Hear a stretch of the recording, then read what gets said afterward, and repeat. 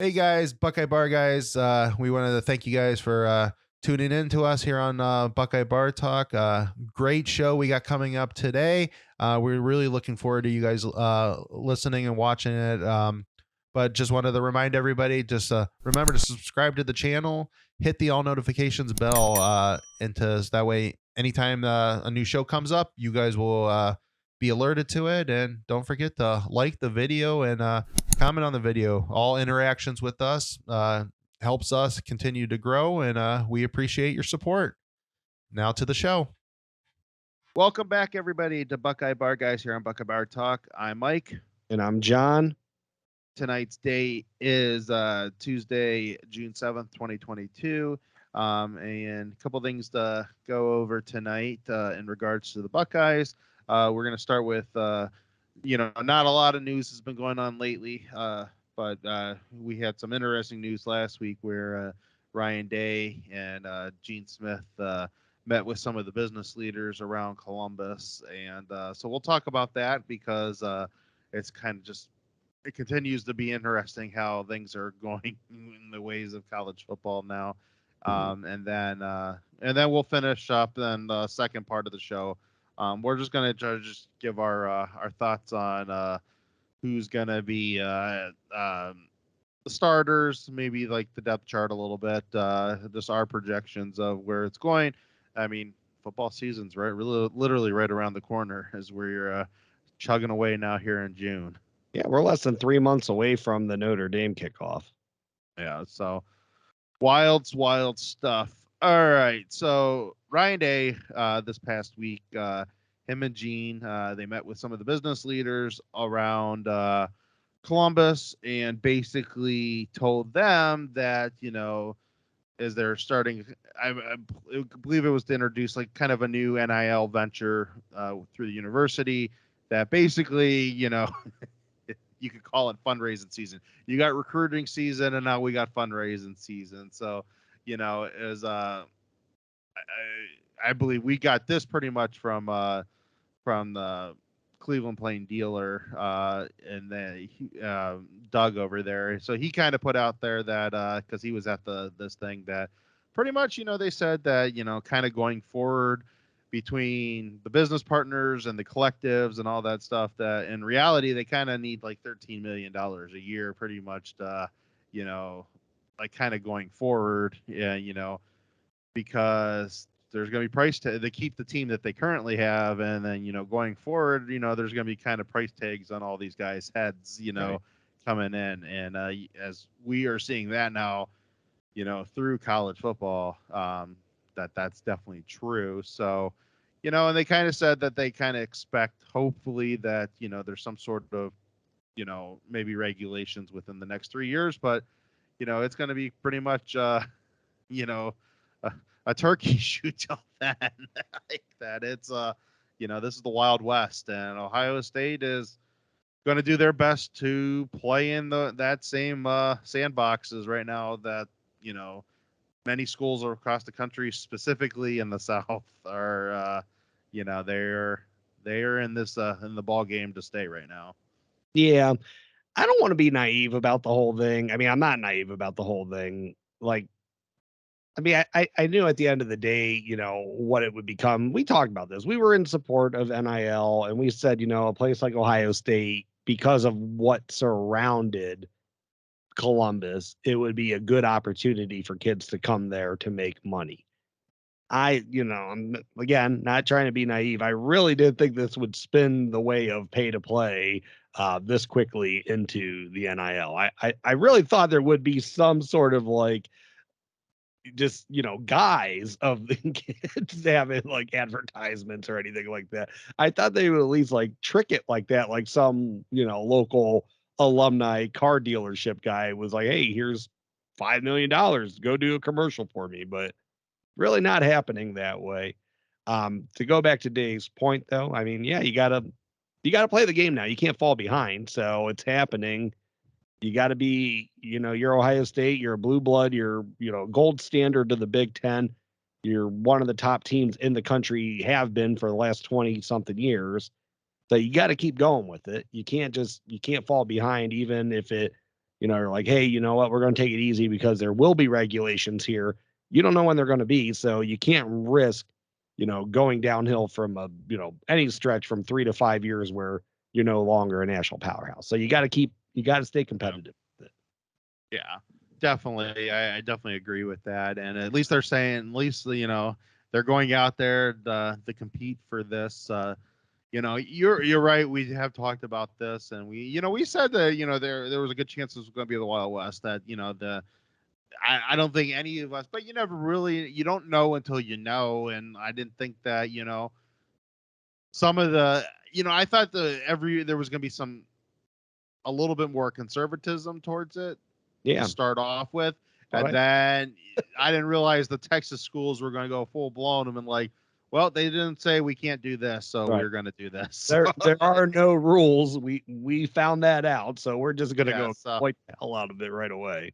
and Not even it seems like exploiting. everybody, It's just they're yeah, not they're not it seems hiding. like everybody's trying to catch up now to basically Texas and Texas A&M set the rules. So Nick said his piece a couple weeks ago. Now we got Ryan Day. I mean, literally a couple years ago, this is a major NCAA violation. I mean, forget what Jim Tressel did. I mean, you got your head coach and your athletic director going to uh, like with Right. the coffers out asking for money. I mean, that's the death penalty. Like, like Right. SMU don't even get it that bad. Just 5 years ago, Ryan Day just sealed the fate of Ohio State for Yeah, years and years to come by doing yeah, this. So yeah. yeah, So it's that's it's crazy how far we've come in just 1 year of NIL. and like some of this stuff was making me think. When does I mean, and I know some of the shoe companies are they're dabbing their feet in it a little bit, but when does Nike has their teams? Nike has got obviously Oregon is Oregon, but Alabama's a Nike school, Ohio State's a Nike school. Like when does and these are big time money Nike schools. I'm talking about their best of their best. So when does Nike start coming in and being like, because they want so and so recruit this best quarterback in this country and the number 2 quarterback in this country, they want them at Nike schools, and they're like, you know what? We're gonna give you a $10 million endorsement deal to go play football at Ohio State, and we want you to go play football at Alabama. And Probably like, much sooner than later how things are going. like I Yeah, mean, I definitely and I can see how they're going to start throwing their money into it because, and like I said, yeah, they're going to want those big time kids to go to the schools that make them the most money. And Ohio State's one of them. And, those are going to be like, we want you to play for a Nike school, not an Adidas school or an Under Armour school. We want you to play for a Nike school. And that's a very good point. Yeah, it's gonna happen, and sooner than later. Unless things and then really you start under control. and then, I mean, and then you think about it. I mean, how much of an entrepreneur mindset that LeBron has. He loves Ohio State. He's got Nike. He's got a Nike line. When does LeBron come into this and say, you know what, like I want you to play for Ohio State, and you're going to be the face of my the LeBron of the King James line for college athletes? Like, Well, what LeBron? It was just announced a couple days ago that he is an active athlete that's a billionaire. So yeah, I mean, it's he crazy. has the money to do it. That's an investment. Yep. I mean, it's just nuts how some of this stuff is going. You know, and I don't know if they're going to get regulation. I don't see how the NCAA can come in and regulate now. And so you're kind of being looking at it that it's going to be the federal government that's going to have to do it. And, there's a lot on their plates right now. And, I mean, it's not that's not like priority number one for them. And, do you think Ohio State's already had to shell out? Because he had some specific numbers there. Like, did we already have to pay CJ Stroud $2 million? Like, did they I have don't to know. pay JT to Mulal $1 million? Because he said, top tackles are going to cost $1 million, top quarterbacks are going to cost $2 million, edge rushers are going to be $1 million. Specifically outline those. I mean, I don't know, and and that might just be his wishes. Like, I mean, right, because we've seen some different numbers. We've seen numbers for kids that haven't even played a down of college football, just a recruit that are above. He's been talking about. And then I mean, you look at the what's his face out at Pitt. I mean USC. I mean, from the 3 million. it sounded like 3 million. So I mean, that's a wide receiver. So I have no idea. But I'm gonna like who's really like kicking themselves in the butts right now are the JT Barretts and the Cardell Joneses and the Braxton Millers of the world, because those guys have been like, yeah, I can stay 4 years, and I'm gonna like, you know, some of the middle of the road players, if they are, a lot of these kids that are ends up being middle of the road going into the draft and stuff, a lot of them are 4 or 5 star athletes, Mhm. and for whatever reason, they didn't get to that elite level in college. You know, this could be a real opportunity for them, being like, you know what, I'm gonna stay all 4 years at Ohio State, or I'm gonna stay all 4 years, or in college. I Right. mean, they might decide to transfer. I don't know, but there might be like, I don't need to go try to push myself into the NFL. That if I'm going to be a second, third round draft pick, that's fine. I'm going to make my $4 million in college, and I'm going to go into the league set up. So, like, No, absolutely. Yeah. I mean, that's for sure that, I mean, that you're going to see more of that. It's just kind of like, it's crazy. Some of the numbers already that you're seeing yeah, though. yeah. Yeah, I'm really wondering when the national brands start really coming into this, especially the sports brands. Like, Oh yeah. I could really see Nike like throwing their weight around and being like, you know what, here's our Nike schools. This is how much money they make for us. So, you know what, we're gonna start, giving it back to, some of these players, and because, we want that guy wearing a Nike jersey.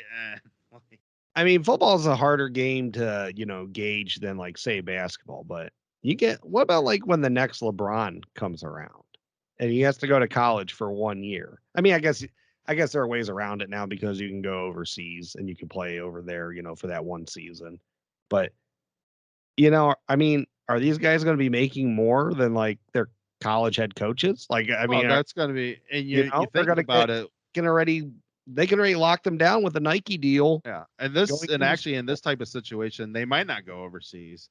If you get to go 1 year to play at Duke or Kentucky, and they can say, whoever's the apparel of those schools can say, we're going to give you $10 million for for your college career, whether it that's one doesn't. season or 4 seasons. Like, But I mean, what if they say on top of that, like, hey, you know what? You sign with us for 10 years yeah, and we'll give you $100 million or whatever it might be, that I mean, it's just like there's a whole world of possibilities there.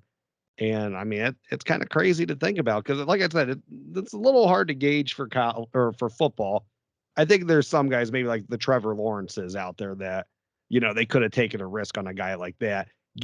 Get them young. That's what I'm saying. Get them as they're coming into college instead of as they're getting drafted. But like basketball guys, I mean, it's not that hard when you got a talent like that, and you got a talent like that.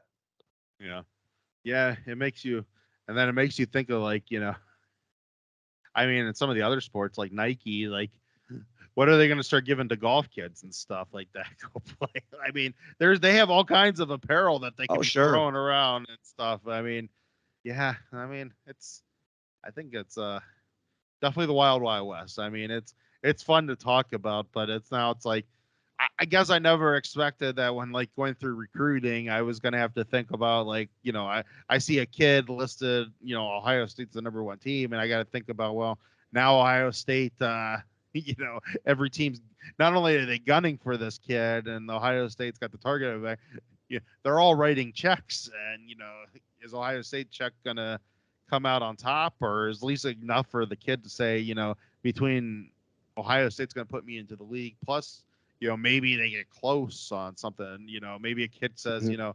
you don't have to necessarily match it, but you got to give me this, and Right. like, So now, like an NIL slush fund, do you think will fans donate into that? some will, like, I don't, like, I mean, I guess maybe I would throw like $10 or something a year, like I'm not going to go crazy and donate thousands of dollars to Ohio I mean, State. I don't have the finances to I be mean, able to be throwing a bunch of shit, I let's be serious. I mean, like I say thousands, that's like pennies to what they're what they're Yeah. paying people. So Oh, I I mean, wouldn't be surprised if I'd go friggin' broke trying to like. well, you think of stuff Give, like these collectives and stuff that like, the Schottenstein set up that, yeah, I could see people donating to that. It's a donation. And you might get a maybe solid it's not the $10 maybe each it's from me. maybe it's not the type of donation, we want people to give into, like Right. you sit down at your end of the year, your donations that you give before Christmas. Well, I could give $1,000 to this food shelter. Or I can give $1,000 to that. We really need this recruit. Yeah, so I mean, Someone else will feed the poor. yeah, I don't know if it's bringing the best out of people as it should be. I mean, but it's just crazy some of the stuff that yeah, I see where elite fan bases like the ones at Ohio State and the ones Alabama and Texas, the crazies fans. I could see where some of these people are going to be like, Oh, they absolutely will. what I the mean, heck? no, Oh, because they'll think they're more people will think they're more involved than they are currently. It's like not only I get to say whatever I want about the team on Twitter, but I own part of it. So, I'm the reason that kid came to play football at Ohio State. yeah. So I mean, yeah. I mean, I could see a lot of that stuff. Who knows? I mean, crazy times. I had never expected we were going to see some of this stuff. Yeah, I agree with you. It's all Yeah. crazy. Um, I mean, anything else you want to really hit on this? I mean, I'm trying to think of NIL stuff that's happened over. I mean, I know we have a lot of visits over the next couple weeks, so I Yeah. mean, we might be getting to see kind of early how, I mean, there's been some the different things about Carnell Tate. I mean, we're not gonna. I'm not really sure which way that's going to go yet, so I'm I'm not not gonna. speculating till, I'm not touching it like until something. we hear the commitment. I mean, I know it's not. I don't think it's necessarily NIL, but just real quick on recruiting before we get into the depth chart stuff. It's kind of interesting. It seems Lloyd Carr's grandson's going to be going to Notre Dame. I mean, it's like, and then what his mom ends up putting up on Twitter that nobody's going to want to go somewhere that hands the ball off 30 times in a game. Like, Isn't that what Notre Dame does though? Like yeah, I don't think they they're throw that much, but like I I mean, that's I mean, doesn't I was not I expecting feel like that. Notre Dame plays a very, very similar game plan to Michigan. I feel like they hand it off a lot. They have their big plays here and there with their receivers, and they dump it off to the tight ends a ton during the games. Like, I don't think there's, I don't think they're really that far. Like the blueprint from one to the next, I don't think they're that different of teams. I think they have better tight ends. So like, I mean Michigan gets good tight ends. So yeah, don't you take know, that from them. They do yeah. get tight ends. I don't know. I mean I did think that was kind of funny and like, man, that's the mom throwing shade. Like Absolutely. Jim Harbaugh obviously did something to sour that relationship because, I don't think, it might be one thing to say you're going to Notre Dame. It's another thing for your mom to then go throw shade at the program. I'm not sure if Lloyd's her father or her father-in-law. I'm not sure how Right. that is, but it's throw that out there. Like, Jim probably told him that Bo Schembechler was a better coach than his grandfather. I who I could knows? I could see Jim doing something like that. He's not a Doing bright. something. Mr. He's doing it the transformational way, not the transactional way. That was his response after Ohio State doing the NIL stuff this week. So I mean, and then you got the Michigan fan base like, well, see, we're gonna do it the right way, but like, yeah, I mean, you know, we'll see if Ohio State kicks their butt in November. We'll see how much all those Michigan fans, which they got a lot of wealthy alumni too. When you think about all the how good the law school and the medical school and a lot of that stuff is, and just some of the alumni that have there. We'll see how some of the boosters and alumni feel about that. If a year, possibly 2 years, where they get a real big butt kicking from Ohio State, it's been like, yeah, I think we should be participating because, I mean, Michigan is a brand where NIL could work for them, and like, they've lost out on some recruits over the years, and that could be a way to get people. I don't think people care as much how cold Ann Arbor can get when they got $1 million sitting in their pockets. So like you know Money maybe talk. it's time you gotta play with the same game everybody else is playing, and Michigan's a brand that could do that. So it's only going to be to their detriment, which I'm fine with, but it'd be kind of stupid if they just said, Michigan's not finding any way to win a national title unless, they're willing to do what other people are willing to do. They're yeah, not going to luck into a college football national title. Cuz yeah, they got through Ohio State 1 year. Maybe it happens again. Whatever. They will but never, if they don't get it serious, they will never have the talent to ever match up against one of those SEC schools. Never. yeah, Cuz exactly, they play the same game as them and they're much better. yeah. Like you're not going to outmuscle Alabama. You're not going to outmuscle Georgia. Like they have better kids than you, better facilities, and I mean they're better at your style gameplay. And now they can legally pay them, which we were thinking, and you might decide you're going to be transformational and not transactional. I mean, like, and that lucky shot you had against Ohio State this year. I don't know how much going forward that's going to be, considering in the next year or two you might have a rematch with Ohio State coming the following week, Yeah, and because if the other conferences are going to change, the Ohio Big Ten's going to change that rule too. So like that is coming eventually. Probably not for this year, because they're not going to change their schedule around. But I could see it for the following year that's going to be the new thing coming. So like sure. Absolutely. all right. So let's get into let's do some just kind of depth chart talks. Just kind of where we think everything's going. I mean, there's some obvious positions that we think places are going, um, and then so we'll start on offense. I think we're all in agreement that CJ Stroud is your starting quarterback. Yes, I don't Uh, think one's taking that from and CJ. McCord is his backup. I think that is pretty set in stone. Going into it, maybe the new kid can, in the fall in camp, maybe push McCord a little bit. But I got to figure that Ryan Day is going to be pretty happy with the fact that he's got a starter and he's got a legitimate backup, so he's got his depth chart set, and Yeah. so that's who his guys are going to be. I don't think that's any controversy there on that one. So we'll start with running backs. So what are you thinking? How are you thinking the depth chart is setting up? Um, I mean, you got to say because another year under his belt, just you got to say Trey Henderson's going to be your number one bell cow running back because the kid can do everything. He's going to be a year stronger, working out with Mick. He's seen a lot more. He's another year working with Tony Alford. So you got to think his patience is going to get better. His vision's going to get better. So I think he's going to be a much more, improved, a much more finished product at running back.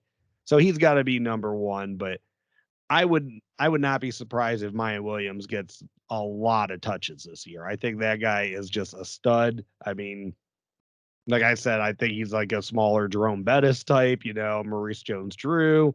Just he's a freaking bowling ball, and he's got moves. I think sometimes he might try to look for moves too much. Like he's almost like the difference of like Trey Henderson, where Henderson's the guy like he kind of just he's not very patient and he just puts his head down and runs, and sometimes he runs into people. Not as much as like what a Master Teague did.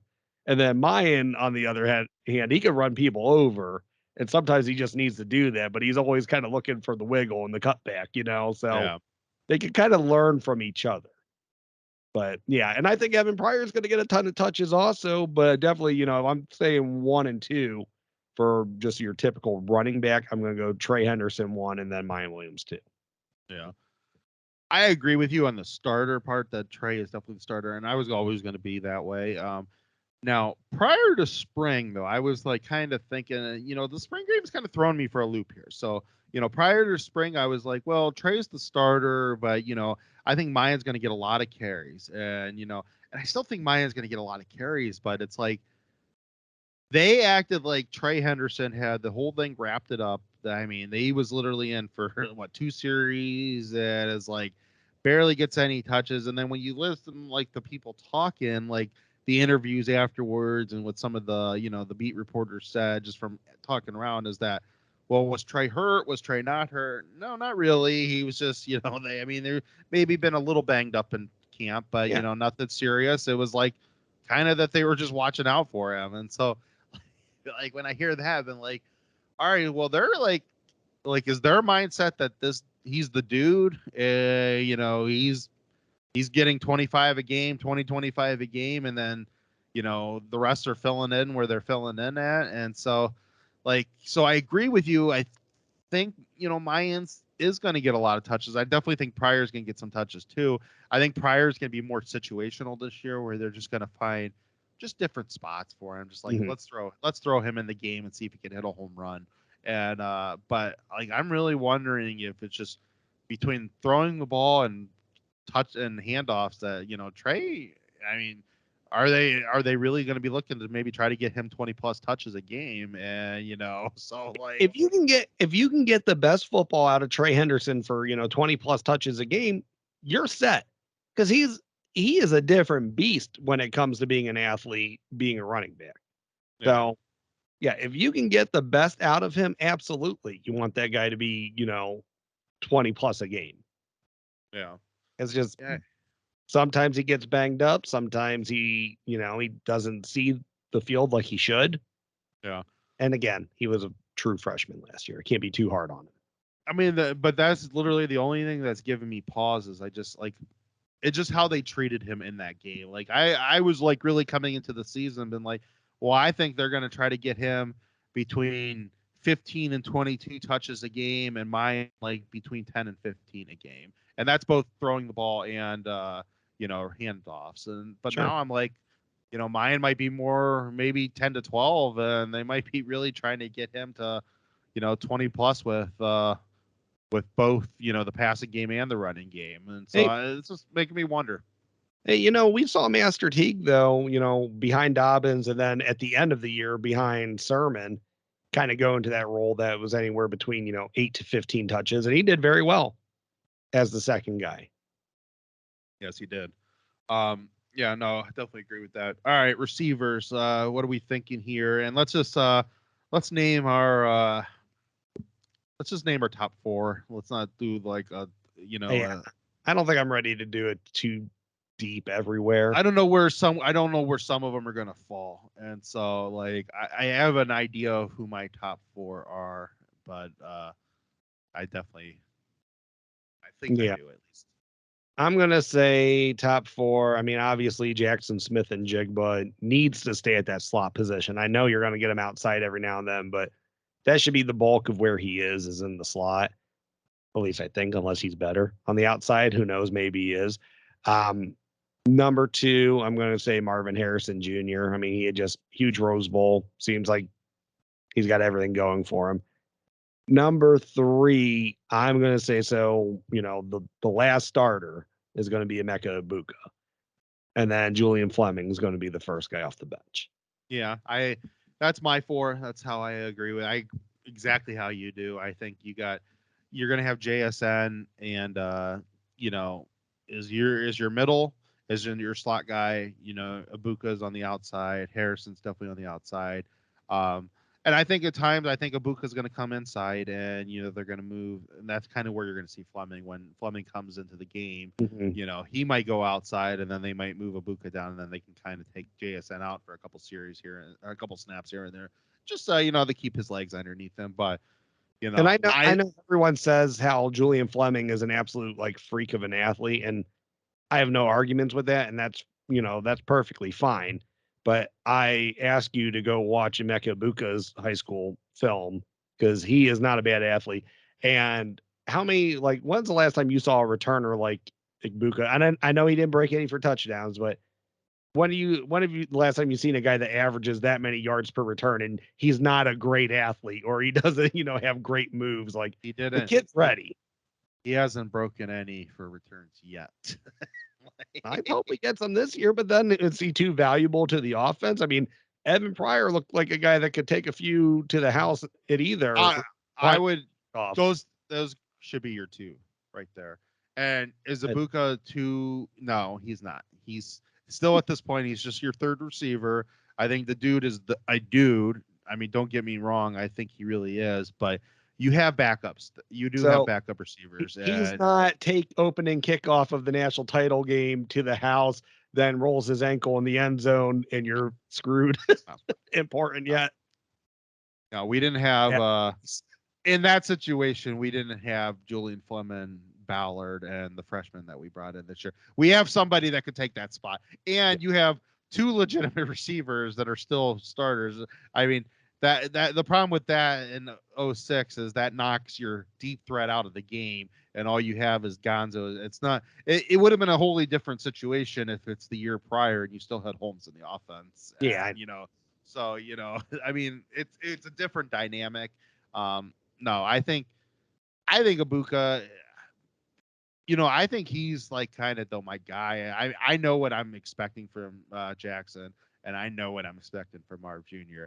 I think Ibuka is going to light this freaking season up. I think I he's agree. going to be such because he's going to be the guy that the guy just gets lost. Like you're basically teams are going to almost be pressured to put their best corner into the slot and putting a weaker nickel corner on the outside or a safety on the outside to take him.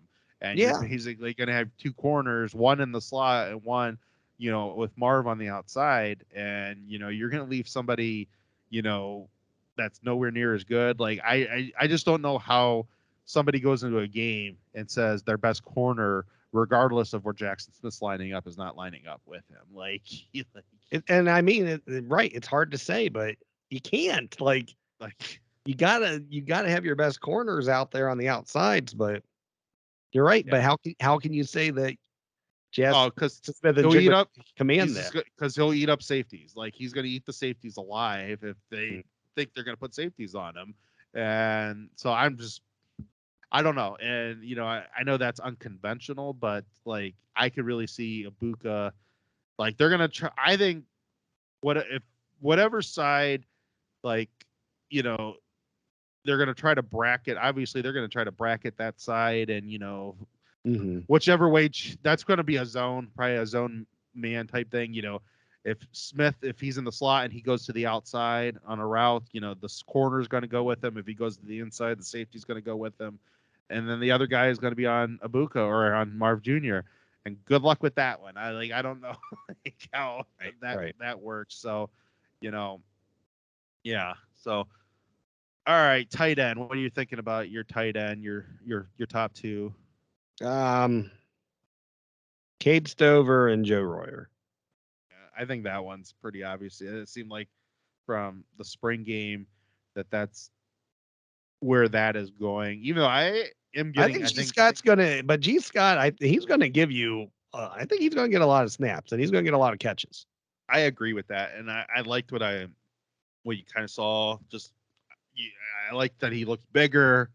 Uh, if he still has some wide receiver speed to him, and with being bigger, he could be a big time threat And out he has there. great hands. Oh yeah, and so I think he could be a real threat. Just again, how many threats are they going to have on this team? And they're talking about we talked about this a couple weeks ago. They're talking about how they're going to try to run some of the routes shorter, a couple yards shorter to get the receiver or the tight ends and the running backs more into the passing game. And like at that point, I mean, you could have at any given time, you could have five guys that could literally take the ball to the house at almost any Yeah. time they catch the ball. Like I don't know how you even guard it. Like, No, it's gonna be crazy. yeah, I agree with that. And the linemen, I think that's we're probably on the same page on this one, the same five. I think you're gonna get Paris and um, oh, the big Donovan dude. Jackson sounds like they're matching up on the same Yeah, side. And Donovan and Jackson. and then you got you'll have Whippler at center. You'll have Matt Jones as your And then other the guard. Jones brothers is the other side. Juan's gonna be yeah. I The, I had the his name on my star, tongue there for it to say, but the 10-star left side of the offensive line, and then the Jones brothers on the right side. And I mean, we're hearing good things about Dewan, so it seems like he's having a good, a kind of a had a good spring. Good Lost weight. workouts. He's lost some weight, so I'm looking. You know, I think I've heard some people say he could be a big time first round sleeper, and I mean that could be very scary if you end up Well, I mean, having. if he has a good year to go with what I would imagine the combine he'll have for a huge offensive lineman that he is, yeah, he's a first rounder. Yeah, yeah, I think I agree with that one. Yeah, make it that offensive line to where that offensive line needs to be. Like, my God, you just this offense is just like just talking about some of these guys. Like, I don't know, like how do you even stop these guys? Right. No, I All agree. right, let's move on to the defensive side of the ball. Um, let's go with the defensive ends first. We'll do this as a let's do this as a standard four defensive man lineman, and then we'll throw in at the end who our top jack will be. So let's just say who are Okay. as a four man, and then your top two for your jack. So we'll start. We'll go with the two defensive ends, two defensive tackles, and then the jack position. So who you thinking at ends are your starters, and the Starters backups? are who's going to Four. play the most. Who's the four? Who's the four? Who's the guys in there? Who's the guy starting? Who's the guys playing the most? It doesn't matter however you list it. Okay. Just who are your four, the top two? Sawyer and Tuamalau are going to be my starting defensive ends. And then tackles, I'm going to say Tyleek Williams at the 3. I will say Cage is going to stay in as your nose tackle. Mike Hall's going to get a lot of playing time. I don't think he's ready to take it from Cage yet. Vincent's going to get a ton of playing time at the 3 also. So, I mean, it's going to be rotating like they always do with Larry Johnson's lines. Zach Harrison's going to play a ton. So it's not like anyone's going to be left out or anything like that. It's just, I think those are your 4 starters. When you are running that jack position, though, Jack Sawyer is going to be your number 1. And then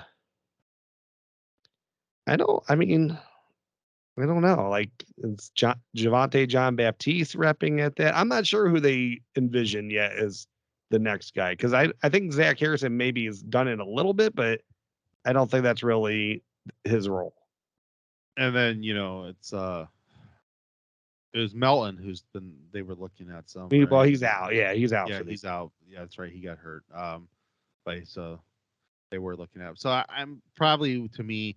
So my guys on that, my ends are definitely I think Sawyer and JTT are my starters. I think you're right with Williams. I think probably Cage is your nose, but I think I think they would want to see what Halls can do there possibly because I think if they could get him out there too would be interesting. Um, What's the name of the freshman that came in winter camp? Is that Caden Curry? yes, yes, I mean, they they said liked him. he's a stud. I don't know if he's can play that jack position or not, but Yeah, um, I so think he he'll get. he might be the number 2 over there. Yeah, and I think he might get some looks at it. I definitely think Zach Harrison is going to get some playing time to the also, and I think watch a lot. I think LJ at different. I think you're going to see some on fourth down or third downs. I think you're going to see some sort of rotation between 3 linemen and a jack and the rushman package. Yeah. So I wouldn't be surprised to see Tyler Friday and Harrison kind of being in those tackle positions Hmm. to get Hmm. the extra defensive ends out there, I hope and Friday. that could even be they could even kind of go a rushman package where Sawyer is the jack or is the jack, and then you have is your 3 down linemen Harrison, Friday, and JTT. Like Hmm. I could very easily see that on a third and long, like in look Yeah. out, and something like that. Yeah. I think Baptiste will get some. I actually do think Baptiste is going to be your backup at the jack and backup at one of the ends. That I just think that they'll probably until that Curry, unless that Curry proves himself in camp, I think they're going to want to go some experience there. Now, if Curry ends up proving himself as the year goes on, then that might be different. But I think that Baptiste has been in the system now for a while, so I think he's gonna get all the opportunities there to see, you know, what he can do. So that's just kind of my thoughts on that one. Okay, very good. All right, your linebackers. So we're gonna say two linebackers, and we'll say we'll say three linebackers. I mean, so who are like? I mean, it's mostly going to be two, but who do you think would be the? We'll say who your two are, and then who would be your third. Who's the next guy off the bench, or if they go into a three lineman set or three linebacker set? Steel Chambers and Tommy Eichenberg. Yeah, I I agree with think that. I think Tommy got he was judged correctly for a lot of the season. Yeah, So he I'm had not he gonna had say some everyone was too issues. hard on him because he had a rough start to the year, but he was much better by the end of the year. And by the Rose Bowl, he was really good. At least, well, second half of the Rose Bowl game, he was really good. Third linebacker, that was hard for me because I could see Cody Simon possibly. I don't know if he's athletic enough to have him and Eichenberg on the field together, though. Yeah, So and you got I Taraj there still, right? Taraj, yeah, and he can again. I don't know if he's athletic enough that one of those guys, that you could have two of them on the field together. Reed Carrico, I don't know much about him. He sounds like he's, a very athletic guy though, and he's a big hitter. So That's my I think he could be the third linebacker. him and Chip. Those are my surprise I'm three I'm or interested to see how and Chip. more Carrico. I'm kind of leaning on him. That I mean I've liked a lot what I've heard so far. People that are just like kind of in the know around the program. That like I think he's going to get a lot of opportunities to play, and he could be that guy. So I think if they put people away, I think CJ Hicks is going to get a ton of special teams plays, and I think he's going to get a ton of garbage time. yeah, he's kind of intriguing me too in that spot because I think He looked he good in the did. spring game, and I know it's a five star incoming freshman against guys that aren't, as good on the other side. So yeah, he's flashing, but I'm intrigued to see, what he can end up doing. And I think Gabe Powers, I think he's going to have a lot of playing time too. I think he's kind of like in the same boat. I'm interested to see Sonny Styles where he ends up, but he just got on campus, so he's a Yeah, I'd little like bit to see. behind the rest of the guys, and he's a year younger than them. Also, he reclassified. Yeah. All right, who's your corners?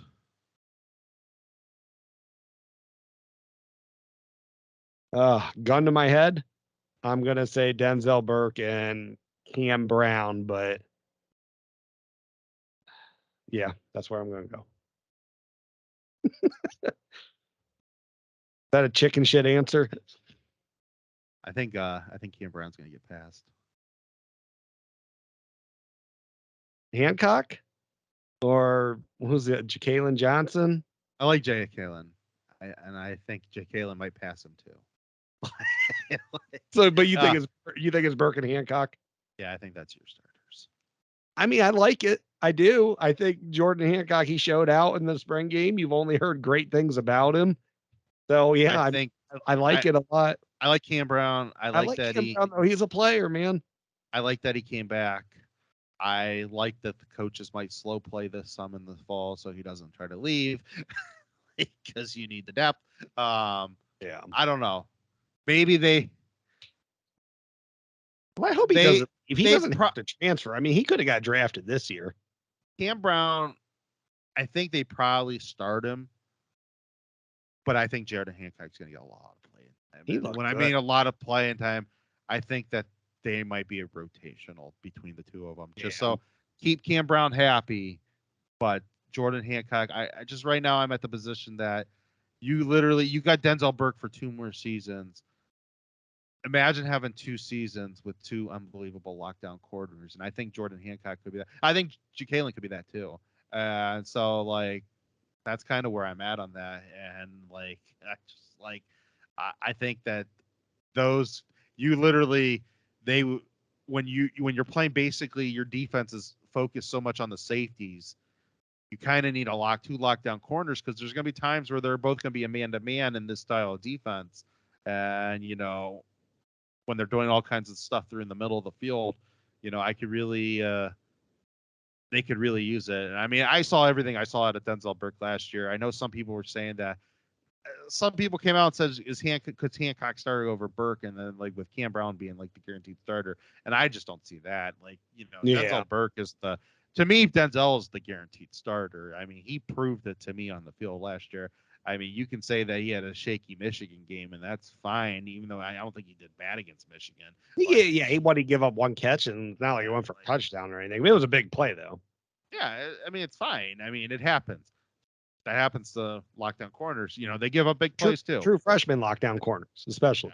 Yeah, so I'm not too concerned about that. He proved himself to me, and I don't know. I think Jordan Hancock should be the number 2, and I could see him being like 2B.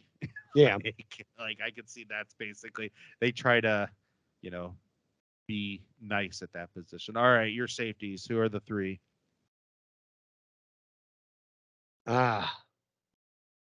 This was really hard for me because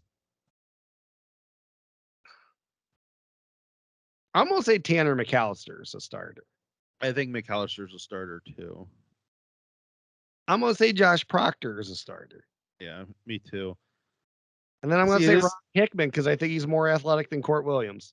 Yeah, that's my 3 starters in Court's there. I think Court could play some as maybe the second linebacker, and they kind of have like that could kind of be like a dime defense out there. Yeah. I think they're going to do some stuff with him. I think he's going to rotate in, obviously. I think Kai Stokes is going to rotate in too. Oh, absolutely. Yeah.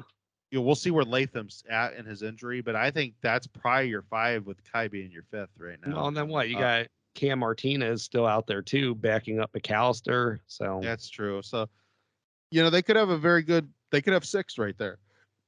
Depending on what Latham's doing, you could possibly have 7. So there's some stuff that they could do with that position. But I would say my 3 is, and I forget all the name lingos, but Proctor's your back guy.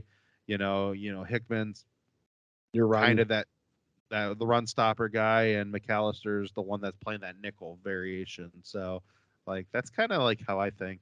I think you're going to have a lot of times that Josh Proctor is going to be able to slide into that run, I think so too. Stopper role because I mean he loves doing that shit. So yeah, and they could do some stuff where maybe they invert him a little bit. If Hickman can do it, maybe at the last second kind of rotate them where Hickman goes out and Proctor comes in to try to screw the quarterback's eyes up some for a second, and so I could see that too. But yeah, that's where I'm going. That I think that's who your starters are there. I like that, and I mean, I'll be interested to see how far Sonny Styles can progress if he's going to have like a JTT type of year. I mean, that was just so abnormal coming in that late. The thing with Sonny Styles is I literally think he could almost be on until he gets his kind of his body weight where his body weight's going to end up going. Like he could almost be on all 3 levels this year if he gets playing time. Like I could see him playing Jack in some weird situations. I could see him playing linebacker, and I could see him playing at safety. So I could see them really doing a lot for no reason. Yeah, I could kind of see him doing a lot of different things this year if they get him in the game. I don't know if they need to get him into the game. I mean, there's a lot of elite talent in front of him. So like, but if he balls out and proves that he should be in there, I mean, he's definitely a body type and a athlete type that I would love to see. He's kind of like that Evan Pryor, maybe of the defense. Like, throw him out there a couple times and see what he can do if he's good enough to be out there. Right. No, I agree. All right. Anything else you want to hit on? Before we get on out of here? I'm not comfortable picking a kicker yet, so I'm not going. I'm not going that far. Ryan Day can surprise me on opening. Whoever goes out there when they play Notre Dame as their starter. Yeah, I'm good. Sounds like you and I agree on mostly everything besides maybe touches for backup running backs and who the other starting cornerback's going to be. So yeah. Same page. Yep. All right, let's get on out of there. All right. Well, thank you everyone for stopping in tonight to the Buckeye Bar. I'm John. And I'm Mike. OH. IO. Thank you for tuning in to this week's Buckeye Bar Guys on Buckeye Bar Talk. Don't forget to subscribe to the channel, hit that all notifications bell so you see when new content is added, and please remember to like and share so we can grow our audience. Don't be afraid to comment. We want to know what you're thinking, and we want to know what content to add for you guys. OH. IO.